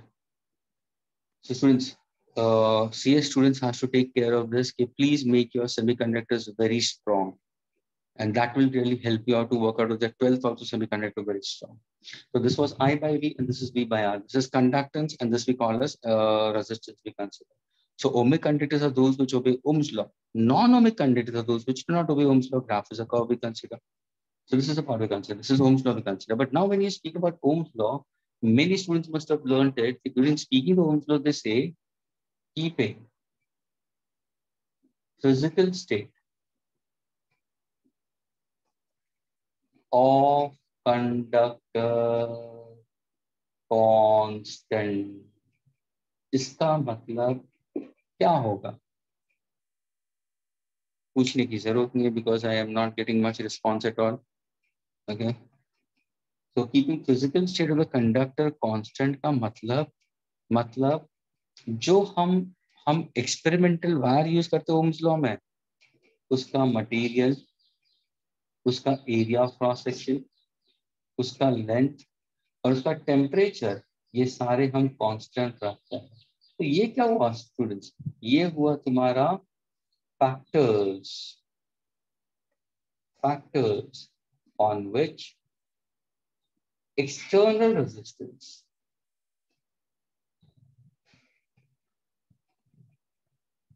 depends. This is already all I've learned it in your class 10th.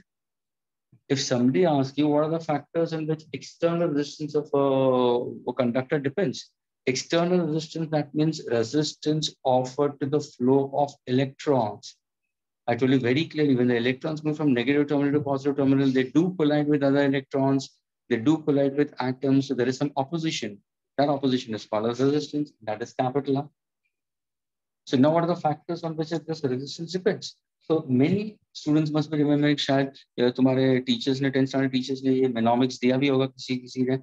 Malt, remember the word malt, जैसे sucrose होता है, fructose होता है, maltose. So malt, what does M stand for? Material of the conductor. E stands for area of cross section of the conductor. L stands for length of the conductor. T stands for temperature of the conductor. So जब ये factors अगर constant होगा, उस time पे we can say I is proportional to V or V is proportional to I. यानी that fulfills your Ohm's law. I upon V एक constant होगा, या V upon I is a constant. Conductance and resistance. Now if I ask you what is reciprocal of resistance is called, and reciprocal of conductance is called. So students, reciprocal of resistance is called resistivity, and reciprocal of conductance is called conductivity. Even this part also students have done it in class 10th. But same thing is there for your 11th and 12th also. Now, if in case, if I ask you, can you give me the relation for resistivity? Can you give me a relation for resistivity? So instantly a student will say, yes, sir, we know it. Because all the students of TP Bhatia are very, very smart and intelligent. Okay, because that's how they do homework properly. सब homework submission time पे होता है, सारा answer सही आता है उनको, marks भी अच्छे मिलते हैं एग्जामिनेशंस में. टीपी भाटा की एग्जाम्स हो या if you see IITian Hub, they score very well in that case. तो अगर मैंने पूछा ये रेजिस्टिविटी कैसे आता है, तो what do you know? Sir, resistance of a wire, that's it, depends on the material. Also, resistance is directly proportional to the length of the conductor, students, and inversely proportional to area of cross section. ये सब लोगों ने पढ़ा है 10th में. ध्यान से सुनो, अगर सपोज मैंने लंबा वायर लिया स्टूडेंट्स, अगर मैं लंबा वायर लेता हूँ तो होगा क्या? तो तुम बोलोगे सर उसमें इलेक्ट्रॉन्स को ज्यादा डिस्टेंस कवर करना पड़ रहा है, ज्यादा distance. So more the distance covered, more is a collision, more is a resistance, less is a current. यानी अगर तुमने लेंथ बढ़ा दिया वायर का तो रेजिस्टेंस बढ़ेगा स्टूडेंट्स, और अगर रेजिस्टेंस बढ़ेगा तो करंट कम होगा. Current and resistance of inverse variation. That's how we short wires. Have you seen your geyser at home? क्या तुमने तुम्हारा घर के अंदर गीजर देखा है? अगर तुम गीजर को देखोगे स्टूडेंट्स, तो गीजर को देखने के टाइम पे अगर तुम देखोगे तो क्या है, गीजर जहां पे लगा होगा ना स्टूडेंट्स, उसके बाजू में वो स्विच देंगे और एक बहुत ही पतला मोटा सा वायर और छोटा वायर कनेक्ट करेंगे. जहाँ पे गीजर दिया होगा वहां पे वो छोटा वायर कनेक्ट कर देंगे. क्यों? क्योंकि अगर वायर छोटा होगा तो क्या होगा, लेंथ छोटा है, लेंथ छोटा होगा तो रेजिस्टेंस कम होगा. करंट ज्यादा फ्लो होगा। कोई कोई कोई इलेक्ट्रिशियन उल्लू का पट्टा नहीं है कि गीजर दे दिया वहां पे और स्विच दे दिया वहां पे। एसी के लिए ये छोटा वायर ही यूज होता है स्टूडेंट्स, लेकिन वो तो तुम्हारी डिमांड होती है। अभी जिन जिन के घर पे एसी है, शायद शायद वो उनका डिमांड होगा, और यहाँ पे इलेक्ट्रिशियन का फायदा होता है। डिमांड का मतलब क्या हुआ कि एसी वहां पे है, स्विच दे दिया बेड के नजदीक, कंफर्ट के लिए, कंफर्ट के लिए वहां है। रिमोट भी तो है ना, स्विच वहां से ऑन करके रखो सामने और फिर आके बेड पे बैठो और फिर रिमोट से ऑन ऑफ करो, कोई प्रॉब्लम नहीं। लेकिन नहीं, फिर भी स्विच चाहिए बेड के नजदीक, तो इतना लंबा वायर खींचा ना तुम लोगों ने। इलेक्ट्रिशियन को तो पैसा मिला है, लेकिन तुम्हारा इलेक्ट्रिसिटी बिल बढ़ता है। तो ये ध्यान, एरिया ऑफ क्रॉस सेक्शन।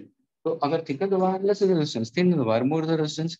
अगर मैं सारा एक प्रोपोर्शनल सिंबल में डाल दूं तो मुझे आएगा R is equal to rho L by.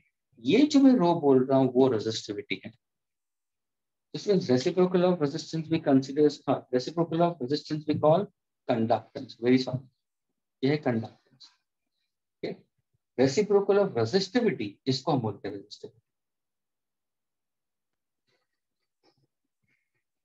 Friends, reciprocal of resistance is called conductance, C or G. Reciprocal of resistivity इसको मैं बोलूंगा conductivity. यानी ये है, this is an adjective. अगर किसी ने पूछा इंग्लिश में what is an adjective of resistance? Resistivity. What is an adjective of conductance? Conductivity.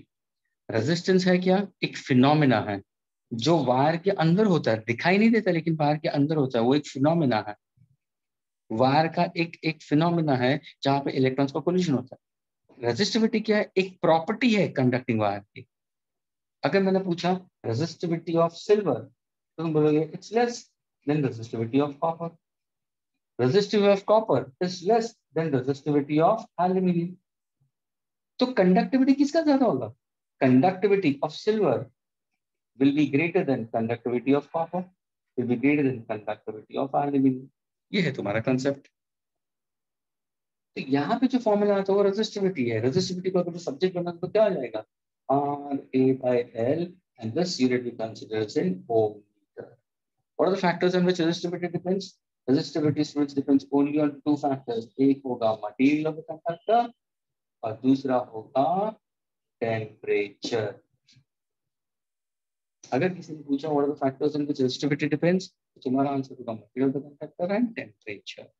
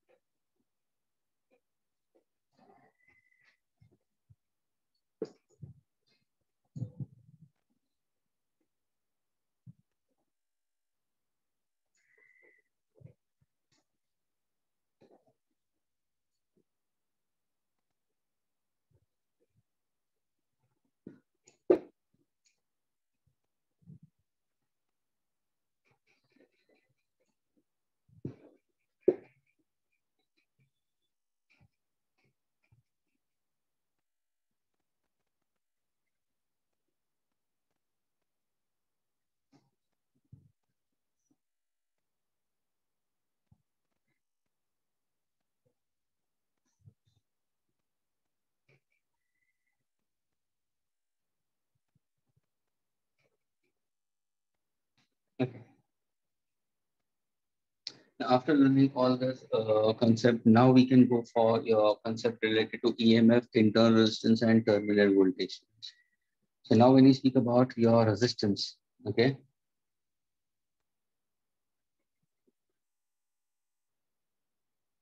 Resistance, if I happen to consider students, एक तो पहले मैं बताऊंगा ये फिक्स रेजिस्टेंस होता है और एक होता है वेरिएबल। यानी ये क्या फिक्स रेजिस्टेंस और वेरिएबल रेजिस्टेंस है क्या? ये है तुम्हारे कंपोनेंट्स है, ये दोनों कंपोनेंट्स है, कंपोनेंट्स है। यानी ये हम यूज कर सकते हैं, लेकिन कहाँ कहाँ पे किसकी वैल्यू तुम्हें मालूम है? मेजर नहीं कर सकते, उनके ऊपर वैल्यू लिखी होती है, रेटेड है। Components which can be rated, यानी ऊपर एक वैल्यू लिख सकते हो तुम। तो फिक्स रेजिस्टेंस का ये है डायग्राम। सिंपल एग्जांपल, अगर तुम्हें तुम्हारे पापा ने बोला कि बेटा जरा ट्यूबलाइट लेके आ जाओ, तो तुम क्या बोलोगे? सीधा जाके बोलोगे इलेक्ट्रिकल शॉप को, भाई ट्यूबलाइट देना। तो पहले तो वो बोलेगा यू स्टूडेंट ऑफ साइंस, तो बोलेगे हाँ। तो सीधा बोलेगा उल्लू का पट्टा है, ट्यूबलाइट पूछ रहा है लेकिन कितने वॉट का है वो तो बोल, कितने वॉट का चाहिए? 5 what, 10 what, 15 what, 32 what, 36 what. तो ऑफकोर्स ये जब तक तुम नहीं बोलोगे तो वो सामने देगा नहीं, या तुम्हें फिर चॉइस देगा वो। तो जब भी तुम साइंस के स्टूडेंट हो और इलेक्ट्रिकल शॉप में जाते हो तो उतना बेसिक्स तुम्हें पता होना चाहिए कि we get power, everything which is consumed is in form of power, यानी सबके ऊपर रेटिंग होता है, वो कांस्टेंट होता है। तो ये फिक्स रेजिस्टेंस हो गया। इसका यूनिट क्या होगा? ओम। ये है वेरिएबल रेजिस्टेंस। वेरिएबल रेजिस्टेंस में भी दो टाइप के होते हैं। एक होगा इन दिस मैनर,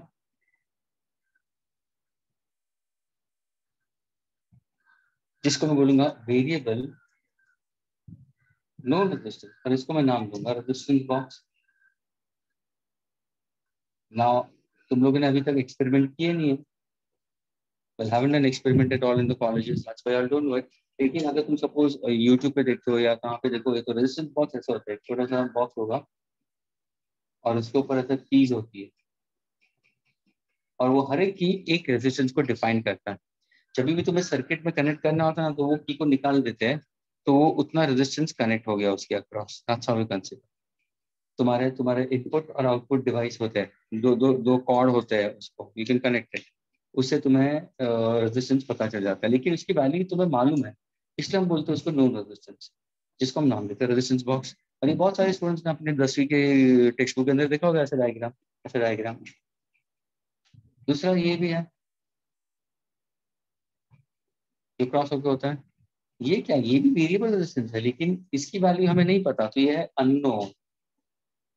ये है अननोन वेरिएबल रेजिस्टेंस। अगर किसी ने इसका एग्जांपल पूछा तो एग्जांपल क्या होगा? तो simply we can consider it is also called as, it is also called as rheostat.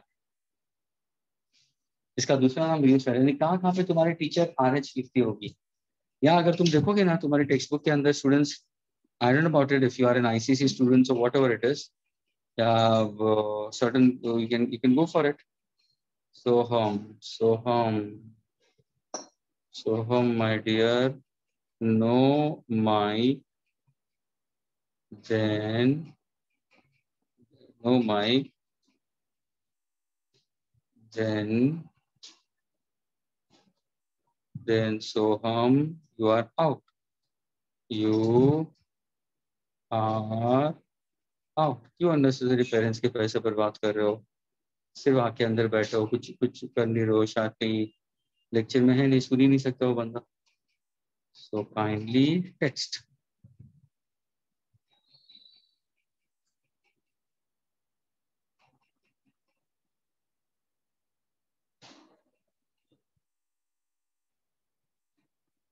है ना? को बोलूंगा ठीक है, ये 3 मैसेजेस गए अभी इसको, अगर वो रिप्लाई नहीं करेगा तो उसको बाहर निकाल दूंगा। ओके, अब यहाँ से देखना स्टूडेंट्स, ये जो है नॉन रेजिस्टेंस है जिसको हम बोलते हैं रेजिस्टेंस बॉक्स। दूसरा है अननोन रेजिस्टेंस, जिसको मैं बोलूंगा वेरिएबल रेजिस्टेंस। रियोस्टैट, ये तुम लोगों ने बहुत सर्किट डायग्राम में देखा होगा, क्योंकि आगे जाके जब तुम सर्किट्स बनाओगे ना स्टूडेंट्स, 12th के related, Wheatstone network, Wheatstone bridge, Kelvin's method, तो वहां पे ये सब होगा। उस टाइम पे यू डोंट आस्क मी कि सर ये क्या है, ये क्या है, because already I am telling you all this things ना। ये वेरिएबल अननोन रेजिस्टेंस यानी इसकी वैल्यू तुम्हें नहीं मालूम। इसका बेस्ट एग्जांपल अगर तुम्हें लेना है, उसका बेस्ट एग्जांपल होगा रेगुलेटर। अभी जस्ट नाउ ऑल्सो, ये पंखे का पंखा घूम रहा है तुम्हारे घर के अंदर, एक फैन घूम रहा है। तो फैन को अगर सपोज तुम, सिंपल एग्जांपल देखो, ये इसी का एग्जांपल हम लेते हैं। तो जो कि ये बल्ब है, ये तुम्हारा सोर्स है, और ये तुम्हारा ये रियोस्टेट है, ठीक है? Okay sorry, I missed the diagram, diagram सब मेरे उल्टा, वेरी सॉरी स्टूडेंट्स। ये ऐसा जाएगा और ये ऐसे जाएगा, अगर अगर इसके ऊपर क्रॉस होके चला गया तो ये है नोन रेजिस्टेंस बॉक्स, और ये टच हो रहा है ऐसे तो ये अननोन। प्लीज ये डायग्राम आएगा, ठीक है। देखो ये ऐसा आ रहा है, इसको हम लिखूंगा R H. Repeat, just diagram is reverse students. This is unknown variable resistance and this is known resistance we consider. ये है रेजिस्टेंस बॉक्स और ये है रियोस्टेट। अभी देखो पॉजिटिव नेगेटिव, ये ई और ये को, जैसे तुम ई को कनेक्ट करोगे करंट फ्लो होगा, बल्ब ग्लो हो रहा है। लेकिन सपोज ये क्या मानो, इसको ये सोचो कि ये तुम्हारा डिमर है।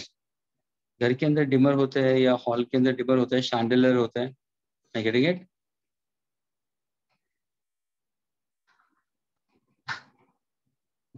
घर के अंदर डिमर्स होते हैं, शैंडलर्स होते हैं, जो झूमर जैसे होते हैं, उनको उनका उनका एक रेगुलेटर होता है। रेगुलेटर को तुम 4 पे लोगे तो ब्राइटनेस ज्यादा होगा, 1 पे रखोगे तो ब्राइटनेस कम होगा, वो वाला कंसेप्ट है। अगर सपोज मैंने रियोस्टेट, इसको बोलते हैं जॉकी, अगर मैंने रियोस्टेट का जॉयस्टिक या जॉकी को यहाँ पे डाल दिया तो देयर इज मोर रेजिस्टेंस, कम करंट फ्लो होगा तो ब्राइटनेस कम हो जाएगा। लेकिन अगर मैंने जॉकी को यहाँ पे कनेक्ट कर दिया तो क्या होगा, ब्राइटनेस बढ़ जाएगा। ये है इसका मतलब, लेकिन इसकी वैल्यू हमें पता नहीं है। यानी पंखे का जो रेगुलेटर होता है ना, वो है तुम्हारा रियोस्टेट। ये है फिक्स रेजिस्टेंस, ये है वेरिएबल रेजिस्टेंस। फिक्स रेजिस्टेंस के फैक्टर्स क्या है, material, area, length and temperature. इसके अलावा दूसरा और एक रेजिस्टेंस है जिसको हम नाम देते हैं इंटरनल रेजिस्टेंस।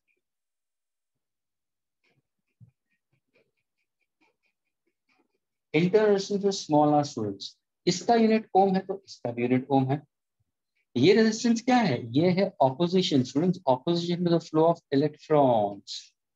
जब इलेक्ट्रॉन्स मूव होता है बाहर के अंदर तो उनको कौन अपोज कर रहा है, दूसरे एटम्स और दूसरे इलेक्ट्रॉन्स अपोज कर रहे हैं, तो उसको हम क्या बोलेंगे, एक्सटर्नल रेजिस्टेंस। लेकिन इंटरनल रेजिस्टेंस क्या है, अगर सपोज तुमने कोई सेल लिया है, ठीक है, सिंपल एग्जांपल, एक सिंपल मैंने नोविनो सेल लिया है, उसी को मैंने ज्यादा बड़ा बना दिया, ये पॉजिटिव और ये नेगेटिव, एवरेडी का ये नोविनो सेल। तो ये सेल के अंदर है क्या, ये सेल के अंदर है क्या, तो ये सेल के अंदर आयॉन्स है, क्योंकि इलेक्ट्रोलाइटिक सोल्यूशन अंदर या इलेक्ट्रोलाइटिक पेस्ट होगा, केमिकल सेल है ये। तो अंदर क्या है सर, अंदर आयॉन्स है, फ्री आयॉन्स होंगे। यानी आयॉन्स आयॉन्स एक नेगेटिव एंड पे जाएंगे और यहाँ पे डिस्चार्ज होंगे, कुछ आयॉन्स यहाँ पे जाके और यहाँ पे डिस्चार्ज होते हैं। तो जैसे वो आयंस अपनी अपनी जगह पे जाना चाहेंगे to make one in positive one in negative, तो उनको कौन अपोज कर रहा है, इन आयंस को अंदर कौन अपोज कर रहा है, इलेक्ट्रोलाइट अपोज कर रहा है। क्योंकि स्टूडेंट्स ध्यान से सुनना, अगर मैं कोई बैटरी लेता हूँ या सेल लेता हूँ तो अंदर केमिकल पेस्ट होता है, उसको हम बोलते हैं इलेक्ट्रोलाइट। उसके अंदर मॉलिक्यूल्स होते हैं। अगर मैंने बोला कि इसके अंदर 100 मॉलिक्यूल्स ऑफ अमोनियम क्लोराइड है, 100 मॉलिक्यूल्स ऑफ अमोनियम क्लोराइड है जो एक इलेक्ट्रोलाइट है। लेकिन अगर मैंने 100 मॉलिक्यूल्स ऑफ अमोनियम क्लोराइड बोला तो क्या सारे के सारे 100 मॉलिक्यूल्स डिसोशिएट हो गया, क्या सारे के सारे डिसोशिएट हो गए to form into ions, ammonium and chloride ions? नहीं। 100 में से सपोज अगर मैंने मैंने बोला कि 70, 100 में से 70 आयनिक फॉर्म में अमोनियम एंड क्लोराइड, तो बाकी 30 तो अभी भी मॉलिक्यूलर फॉर्म में है। वो 30 उन 70 को अपोज करता है, वो है इंटरनल। तो यह है इंटरनल रेजिस्टेंस, यह है एक्सटर्नल रेजिस्टेंस। दोनों को अगर मैं ऐड कर दूं तो वो क्या बन जाएगा, वो बन जाएगा resistance of complete circuit. So now if I happen to go for what exactly resistance of the complete circuit, तो तुम बोलोगे sir external resistance plus internal resistance. External resistance यानी opposition to the flow of electrons, internal resistance is opposition to the flow of ions. यहाँ पे कौन oppose कर रहा है, इलेक्ट्रोलाइट अपोज कर रहा है, और यहाँ पे कौन कर रहा है, atoms and other electrons. Such an opposition is called as external, such an opposition is called internal resistance. So resistance of the complete circuit को क्या बोलोगे, capital R plus small R, और ये ओम्स में होगा। ये स्टूडेंट्स को ध्यान रखना है कि resistance of the complete circuit का मतलब क्या। अभी ये जो हम फिक्स रेजिस्टेंस की बात कर रहे हैं, ये जो अगर मैं ये देखो ये फिक्स रेजिस्टेंस, ये जो फिक्स रेजिस्टेंस की हम बात कर रहे हैं इसको हम बोलेंगे एक्सटर्नल रेजिस्टेंस। यानी अगर मैं नाम दे दूं ना तो ये है, ये देखो ये इंटरनल है तो इसको मैं ये भी बोल सकता हूँ ये एक्सटर्नल रेजिस्टेंस है। ये एक्सटर्नल रेजिस्टेंस है, ये इंटरनल है। तो एक्सटर्नल रेजिस्टेंस अभी कितने टाइप के होंगे? तो तुरंत स्टूडेंट बोलेगा सर 2 टाइप के होते हैं, एक होगा बल्ब कनेक्टेड, एक होगा सीरीज, और एक होगा पैरेलल। जो मैंने कैपेसिटीज में बताया था, कैपेसिटीज का जब कंसेप्ट एक्सप्लेन कर रहा था तो मैंने क्या किया था, रेजिस्टेंस को ही लिया था मैंने, I taken the resistance part itself only. So there were few resistance which were in series and few resistance were in parallel. तो अगर सपोज मैं कुछ सीरीज रेजिस्टेंस लेता हूँ, और ये सब तुम पढ़ चुके हो स्टूडेंट्स टेंथ में, इसलिए मुझे मुझे फील हो रहा है कि ये सब कुछ तुम्हें आता है। Very sorry, I am trying to waste your time, but still मुझे देखना है कि मुझे आता है कि नहीं आता। ये एक्स्ट्रा रेजिस्टेंस, तो ये R1 है, ये R2 है, ये R3 है, तो what is the total resistance? Total resistance addition हो जाएगा R1 plus R2 plus R3, ये ओम्स में होगा। लेकिन अगर वही रेजिस्टेंस मैं पैरेलल में ले लेता हूँ, सपोज अगर मैं 3 बल्ब को पैरेलल में कनेक्ट कर दिया,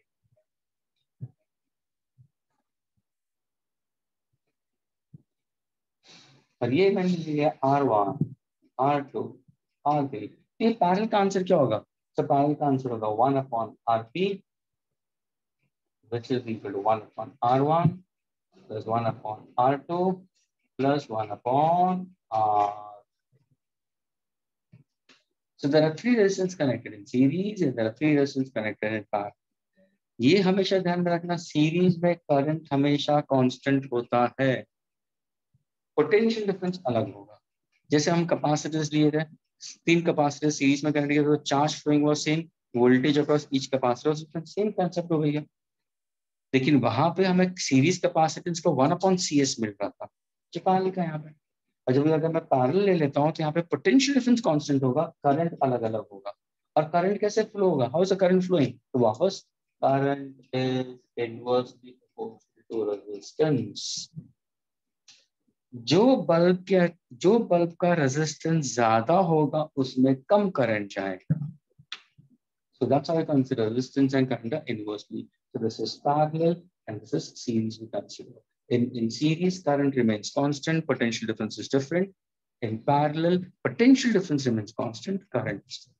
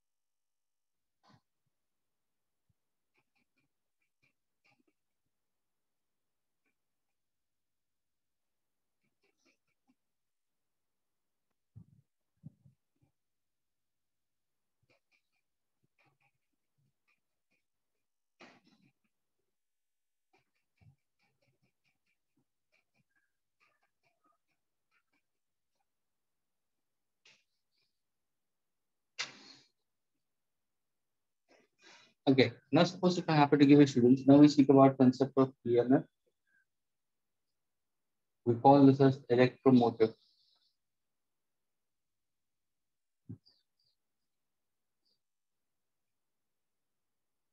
Then I'll speak about terminal voltage,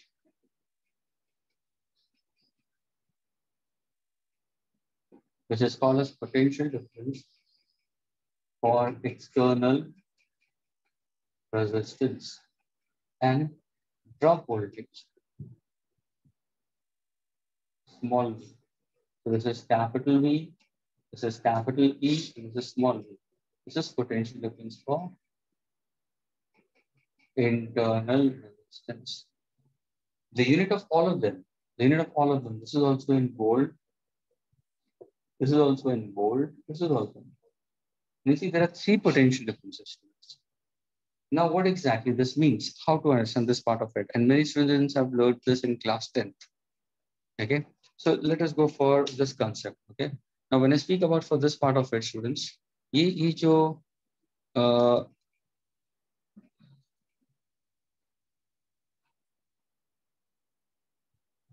if I speak about for EMF cell or electromotive force का मतलब क्या है?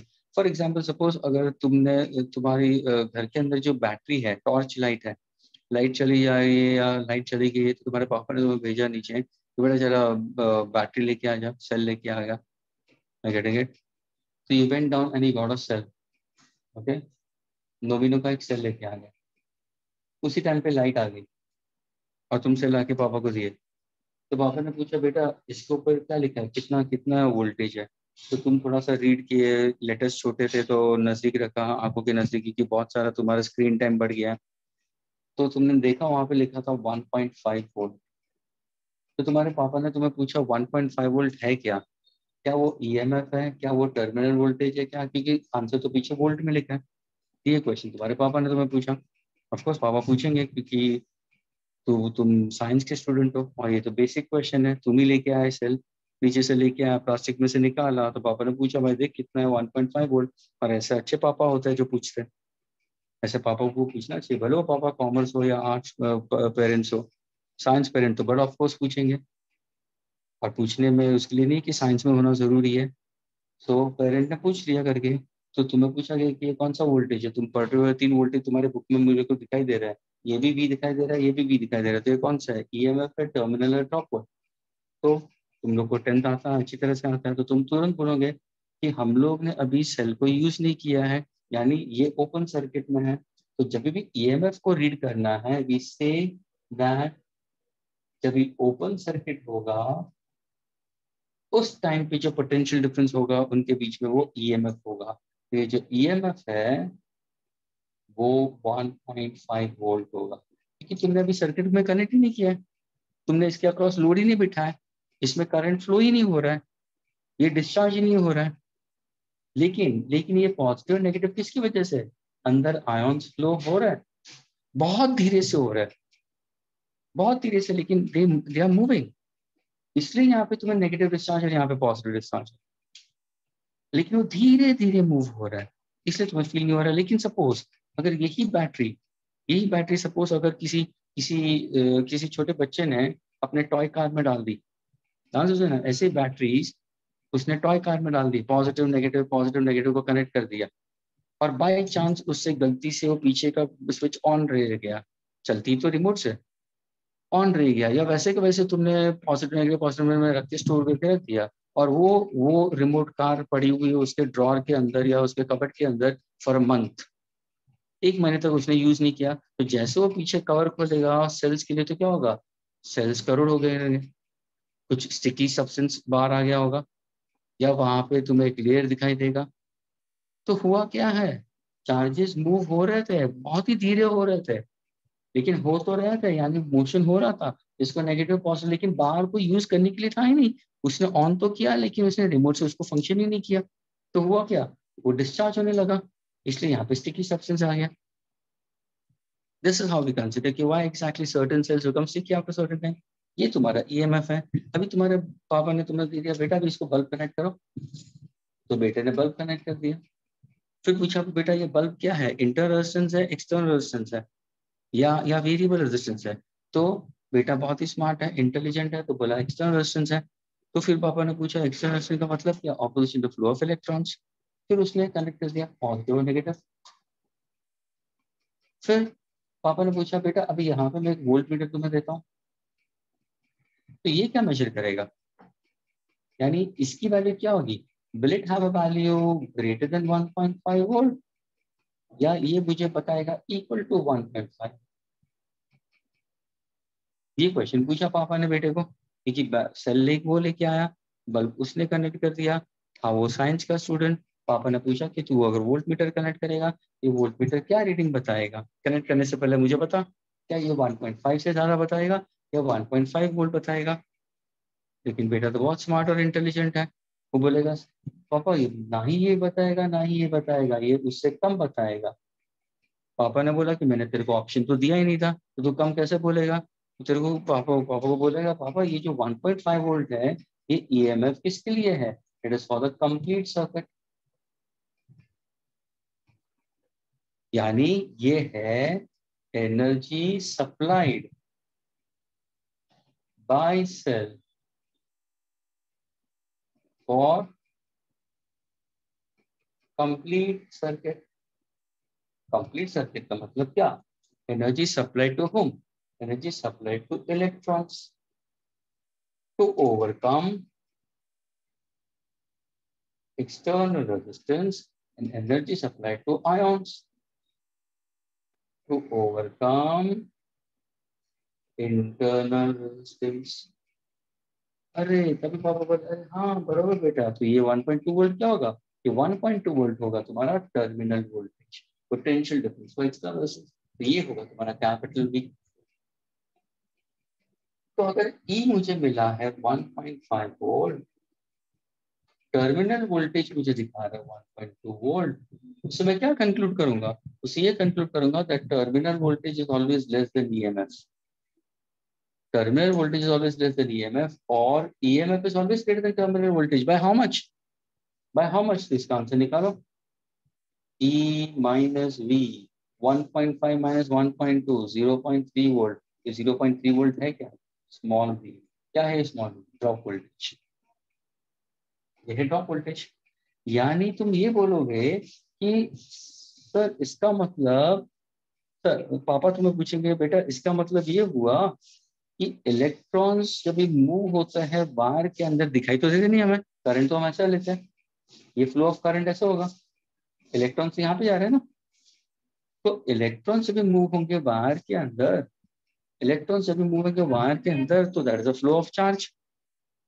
चार्ज का फ्लो मतलब क्या हुआ, यहाँ पे करंट है, अगर करंट है तो करंट तो पोटेंशियल डिफरेंस के बगैर तो होगी नहीं, क्योंकि इसके पहला वाला स्टेट में जब शुरू किया मैंने क्या बोला था, potential difference is the cause and current is the effect. तो अगर यहाँ पे करंट है तो उसके लिए तुम्हें पोटेंशियल डिफरेंस होना जरूरी है, तो वो पोटेंशियल डिफरेंस कौन सा होगा, टर्मिनल वोल्टेज। टर्मिनल वोल्टेज किसके लिए है, एक्सटर्नल रेजिस्टेंस के लिए। वैसे ही क्या अंदर आयंस मूव हो रहा है, हाँ। पहले जब भी तुमने ये सेल को रिमोट कार के अंदर डाला लेकिन रिमोट कार शुरू ही नहीं हुई, चालू ही नहीं किया, तो आयंस का मूवमेंट हो रहा था लेकिन धीरे धीरे हो रहा था। जैसे तुमने उसको रिमोट कार को शुरू किया या तुमने बल्ब को कनेक्ट किया, तो ना is it an open circuit और close circuit, it's a close circuit. जब भी सर्किट क्लोज होगा,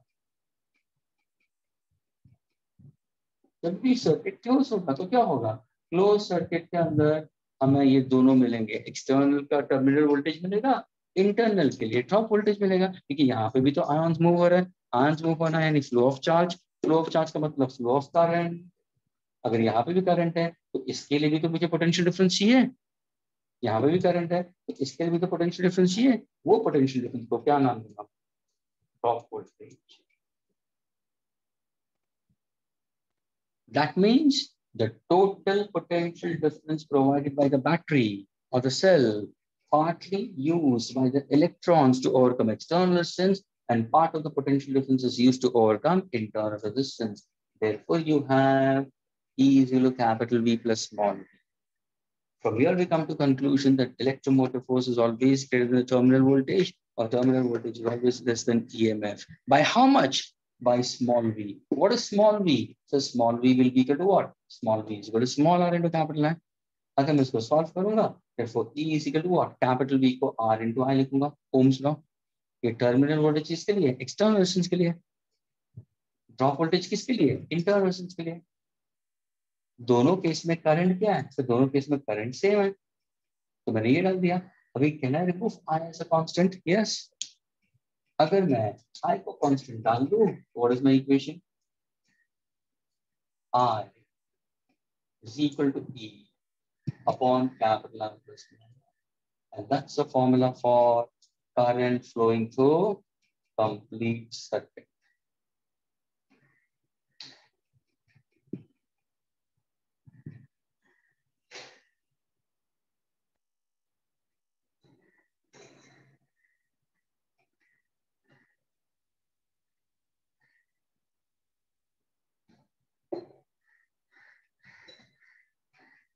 So out of the total energy provided by the cell, part of the energy is taken by the electrons to overcome the external resistance. Part of the energy is taken by the ions to overcome the internal resistance. Therefore, the total energy provided by the cell is taken by electrons as well as ions. Energy provided by the cell is equal to work done by the cell. Energy spent by electrons is a work done by the electrons. Energy spent by the ions is a work done by the ions. Since we know that E is equal to W upon Q, so W is equal to EQ. Since we know that V is equal to W upon Q, so W is equal to capital VQ. Since we know that small v is equal to W upon Q, so W is equal to small v into Q, taking Q common on both the sides, because the charge flowing externally and charge flowing internally is the same. How did I came to conclusion that charge flowing externally, charge flowing internally is the same? So you made I common in both. That's why I removed I common and you got this answer. So charge flowing same, cancelling. Charge on either side, I got the relation E is equal to capital V plus small v. So electromotive force is the potential difference for external plus potential difference for internal. That's why EMF is not the force applied. As per the name suggests, electromotive force, it's the potential difference for the complete circuit. So it's not the force, it is the energy supply. What is terminal voltage? It's the potential difference only for the bulb's external resistance. External resistance of how many kinds? Two kinds, series and parallel we consider. And potential difference for internal resistance we consider using the formula of V is equal to capital Ri, small v is equal to small r into capital I, removing I common, we got the formula I is equal to E upon capital R plus small r. That becomes the formula for current flowing to a complete circuit. Is whenever cell is an open circuit, whenever the cell is an open circuit, when no current is drawn to it, the potential difference which is written on the cell is always the electromotive force. When I insert the key and then I make the current flowing through it, now if I connect a voltmeter across it, that voltmeter will always show me the terminal voltage only for external. And that will be less than EMF, always less than the EMF. सो ये जो difference है वो किसके लिए use हुआ? ये जो difference है वो 0.3 वोल्ट है. ये पोटेंशियल डिफरेंस आयंस को चाहिए. ये पोटेंशियल डिफरेंस अंदर आयंस को चाहिए अपने अपने रिस्पेक्टिव इलेक्ट्रोड को मूव करने के लिए, क्योंकि जब वो मूव होंगे वो करंट होगा और करंट को मूव होने के लिए तुम्हें पोटेंशियल डिफरेंस चाहिए. ये सारे केस में हम क्या कंक्लूड करते हैं? Without potential difference there is no flow of electric current.